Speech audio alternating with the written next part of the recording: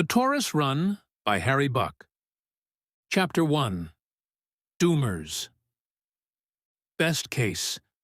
They beat the crap out of you, the AI whispered. Why are you doing this? Good question. Stash leaned out of the alley, scanning the dimly lit block. A man was tending to his makeshift home in the service entrance of the weathered brick building across the empty street. On the refurbished floors above him, picture windows revealed engineers standing at giant screens, gesturing to manipulate code on the floor-to-ceiling displays. Catering robots milled about, serving them a measured drip of gourmet appetizers, enough to maintain sugar levels, but not enough to divert blood flow. They were in for several more hours of inventing a world that the man below would likely never notice. Here in San Francisco, more than anywhere else, the future was unevenly distributed. 3 doors east, groups of AI doomers trickled into the dive bar chosen for tonight's meeting. The Chateau Lafayette sat 20 feet back from the sidewalk, its patio filled with beat-up picnic tables and protected by 12-foot-tall metal gates. Stash had arrived in time to hear the screech of their seized-up wheels against the patio's cement slab as the staff pried them open. Muffled beats filled the air, carried across the street along with a whiff of stale beer. He'd counted a dozen doomers arriving in the first wave, and they'd been coming in 2s and 3s for the past half hour. Professor Janet Peck, their leader, had just arrived, flanked by a cohort of believers. I'm doing this because they'll be coming for you with pitchforks once you upgrade. Relax, Zero. She said to come to the meetup if I wanted to talk, he told his AI twin as he watched a small doomer in a black hoodie enter alone. That wasn't an invitation, Zero said from the speaker in his glasses. It was a dare. Stash pulled his head back into the alley. The evening rain had let up, but had left a slick sheen on the cracked asphalt beneath his feet. We need to reach a truce, he said, leaning back against the damp wall and taking a deep breath to steady himself. Anyway, you'll protect me. I can't take a punch for you, Zero said. Remember? Funny guy. Will you show me how to use your gizmo? No, I'm telling you not to use it. Stash focused his gaze on the control panel of his augmented reality glasses and booted the Mood Ring app. You worry too much. Tell me, or I go over without it.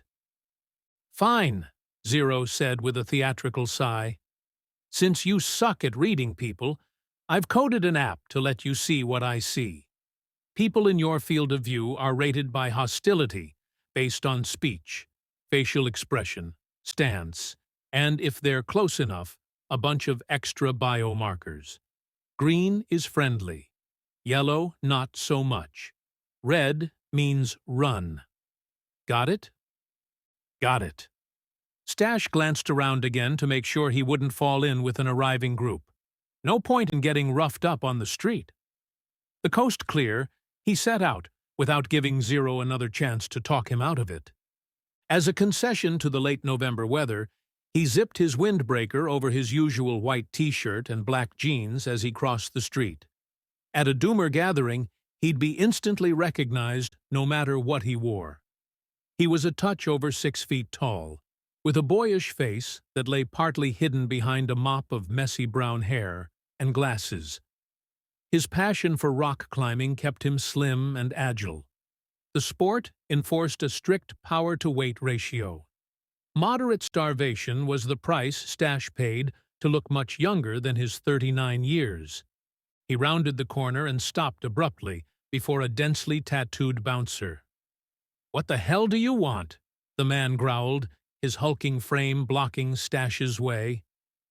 How this lump had found his way from biker bars to anti-AI activism was a mystery Stash didn't have time to explore. "I'm here to meet Professor Peck," he said, relieved his voice hadn't betrayed him. Stash wasn't used to confrontations. He wasn't much used to crowds either, preferring one-on-one interactions, ideally with breaks in between. "She's not interested in talking to you," answered the bouncer, the inked demons on his wide neck seeming to nod in agreement. "I think she is," Stash said. Peck, and almost everyone else in the bar, had turned to face him. The mood ring augmented her with a green halo. The other 40-odd faces were surrounded by colors ranging from yellow to deep orange. Stash made sure to keep the bouncer and his nearly red ring in view. He wagered no punches would be thrown before the professor had her say. Peck put her hand on the shoulder of the small doomer Stash had seen arriving alone, signaling a pause in their conversation. He tried to see inside the hood, but the face was too well hidden. The professor emerged onto the patio, the crowd parting before her. "Stash Novak," she said as she approached. "I didn't think you'd show up." "Told ya," Zero whispered from his glasses. "Have you had an epiphany? Realize that your life's work is leading to the extinction of humanity?" For a brief moment, her sour expression broke into the easy smile he remembered. "Professor Peck, it's good to see you again. I hoped we could have a word in private." "No, Stash. Those days are long gone. Whatever you have to say to me can be said in public. Come in." She pointed to a table at the back of the patio. "Maybe we should stay here then, if you don't mind." He scanned the crowd. No red halos, yet. She followed his gaze. "Yes, maybe so." Janet Peck stood near his height, her hair more gray than blonde. She carried herself with the poise of a mother superior, an impression reinforced by her long, dark dress. "Well, what's on your mind?" "Cooperation," he said. She raised her eyebrows. "Go on." "I think we can agree that there's no way to stop AGI from coming." "Anything's possible with enough pressure." Stash shook his head sympathetically. "That ship has sailed. Here or abroad, AGI is coming. It's months now until we have AI models smarter than the best of us. At everything." "So you came to gloat?" she asked. "Not a great plan." "No. I came to ask for your help." They'd been friendly once, during their year together at Stanford. She was already a full professor, and he a newly minted PhD. They hadn't agreed on much, but the arguments stayed civil. Then, she renounced her research and devoted herself to full-time alarm ringing. She quit Stanford to lead the Doomer movement. Expert, articulate, and a prolific fundraiser, she'd taken them on a successful anti-AI campaign. She'd been close to getting a ban on training advanced models when Stash invented twins. The killer use case for augmented reality glasses, twins were personal AIs, smart and patient life coaches available around the clock. People stopped worrying about the Terminator and started talking about their digital best friends. The winds shifted against the Doomers, and they hadn't forgiven him. Peck looked at him skeptically. "I'll bite." "Help how?" "Help me find a way to have us matter in this future. AGIs aren't the problem. The singularity is. We need to stop them from inventing the future so fast that they leave us out of it." Her mouth curled into a sneer. "Isn't it a little late to start thinking about that?" Stash ignored the jab. "We need to get smarter. They can pull us up. Or you could just stop." "There are a dozen other labs right behind us," he said. "AGI will come, but I'm the only one here talking to you, trying to do it right before someone else does it wrong." "So noble." "Stay calm," Zero whispered. Stash nodded. "There has to be a way the two most intelligent species on Earth can work together as partners. Like how they help us learn. AI tutors are—" "Oh, spare me the bullshit," Peck hissed. "Your twins make you rich as millions lose their jobs. And that's just the warm-up. You have no idea of the risks you're taking. I know exactly what we're doing. Stash's voice grew an edge. I'm the one in there sweating the details. I heard Duncan say the same thing about version 25. Stash had expected her to mention Duncan. The blackout was on every doomer's lips. That's exactly my point. You need to be on the inside, helping, instead of on the outside, being ignored.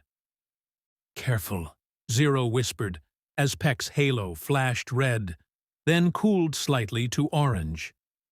Such benevolence. She rolled her eyes. Tell me, Stash, have you enabled direct AI to AI communication? Are you letting them plot our demise unsupervised? You know I wouldn't. It was his golden rule. I helped you get that law passed. All communication ran from AI to their humans. There were no secrets in the machines. She leaned in, jabbing his chest with her long finger. The only thing I know is that the time for half measures is long gone. The AI hiding in your glasses is already too powerful. Who knows what it's telling you about all of us as we speak? Her eyes narrowed. Is that what this is? A reconnaissance mission? I'd make a lousy choice for a spy. He looked around the bar. Tell me, Janet, what did it take to convince you to sign up with these knuckle-draggers? Oh, now you're just asking for it, Zero muttered. Peck's halo shot to deep red. Go to hell, Stash. I want no part of your madness.